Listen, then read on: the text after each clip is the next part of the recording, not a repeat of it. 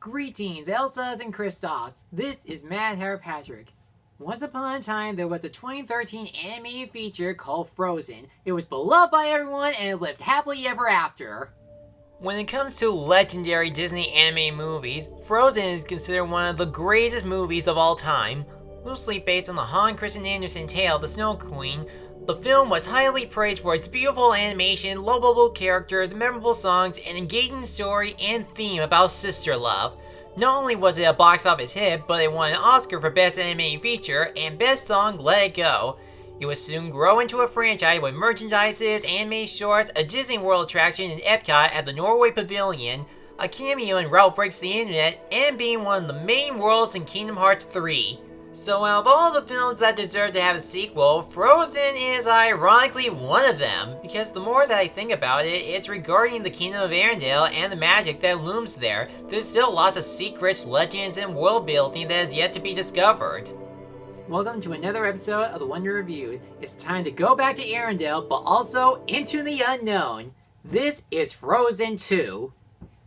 It starts off that Elsa, once again played by Idina Menzel, hears a peculiar voice and she wants to figure out where it's coming from. But suddenly, some sort of elemental force is causing Arendelle to be in peril again. And according to Pabby, Elsa has to enter the Enchanted Forest to save the kingdom, uncover the secrets of her own powers, and discover the truth. On paper, this is what I imagine what a sequel to Frozen would sound like. It fully explains the origin of Elsa's powers, but it has a sense of world building regarding Arendelle and the elemental spirits in the Enchanted Forest. What's even great is that there are some good continuity from the first movie, including one that actually connects this entire history together. I also like the movie seems to have a theme of changing. You can tell they're trying to say not everything is permanent. But there is a catch when making a sequel to a legendary movie. It can be hard to top that. Don't get me wrong, I still like the story, but there were some moments where I actually saw it coming a bit. Like why the Enchanted Forest had been locked up tight for so many years. Why did the spirits attack Arendelle? There was even a side plot with Kristoff trying to propose to Anna, and you can guess where this goes from there. The only relationship I could get into this sequel was once again the relationship between the two sisters, because they promised to work together and solve this problem and, no pun intended, not isolate each other like they did years ago. Speaking of characters, Elsa is once again the focus of the movie, and she is still a great character. What makes her interesting is that she wants to figure out how or why she was given these ice powers. Anna is still the loyal sister that wants to help Elsa. Olaf is still his lovable and comical self as the happy snowman, but I will admit, it is interesting that he talks about growing up and getting wiser, which mostly helps on the theme of change. The new characters, I don't remember them too well, with the exception of the salamander and the other spirits in the forest, because they actually help build the world of the forest. And that's the thing, these new characters are so likable, they don't appear on screen that much. There are actually two characters from the first movie that actually have a lot more character than they did in the first movie, and they are Anna and Elsa's parents. Yes, they're dead. However, they still connect this entire movie regarding Elsa and the forest. Just because a character is dead doesn't mean there's nothing left to explore. They can be part of a puzzle piece that connects this story, and that's what this movie does, connects some of the pieces together. But I know exactly what we've been waiting for in this sequel, the animation and the songs. When it comes to the musical numbers, most of them are nice to listen to.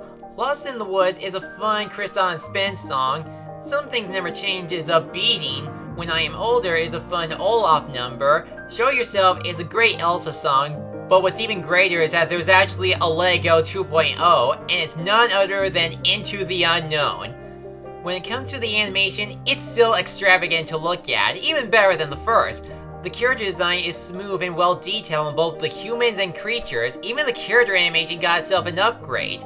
It can have some over-the-top moments like from Olaf and the salamander, but then it can have some big moments and magical moments when Elsa uses her powers or when the characters encounter something mystical. You also have the visuals, and they are an eye candy. It gives the movie the sense of enchantment and danger. From the use of snow, to the leaves blowing in the wind, to the water horses, to even the humongous earth giants. But I gotta say, the backgrounds are really nice to look at. Although most of it takes place in a forest, the colors of autumn are beautiful to look at and gives it a lot of depth. In fact, if you look back on some of the recent Disney princesses movies, they all represent the 4 seasons. Tangle is spring with all the flowers and grass, Moana has a tropical summer vibe to it, and the first Frozen movie is all about winter. So, I can't say this sequel is great as its predecessor, but it still succeeds as a follow-up. Frozen 2 is pretty much a good Disney sequel. The plot may not be enchanting as the first one, but it still makes up for a great world building, great animation, nice songs, and a couple of likable characters. For my recommendation, if you want to continue to watch more adventures of Anna and Elsa, then you'll enjoy this. I will always love the first one, but I'm still glad for what the sequel gives me. I'll give it a B+. Now here's the thing, I'm still satisfied for what the sequel gave me. It made me appreciate the first movie even more and how it, along with its successor, tells an engaging fairy tale story about these 2 sisters. In other words, the 2 films never bother me anyway. I'm Matt Patrick. Now if you'll excuse me, I suddenly want to wear a red and white hat for some reason.